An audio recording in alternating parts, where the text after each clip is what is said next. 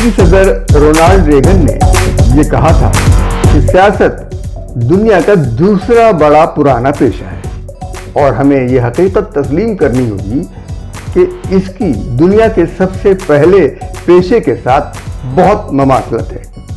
क्या आप जानते हैं कि दुनिया का सबसे पहला पेशा क्या था? इस्मत फरोशी।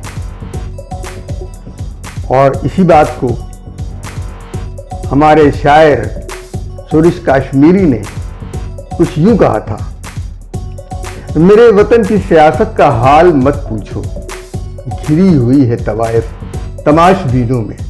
एक और यूरोपीय दानिश्वर ने यह कहा कि सियासत और इस्मत फरोशी में ना तजर्बाकारी को ही अहमियत दी जाती है, यानी वही खूबी समझी जाती है कि सियासत में कोई ना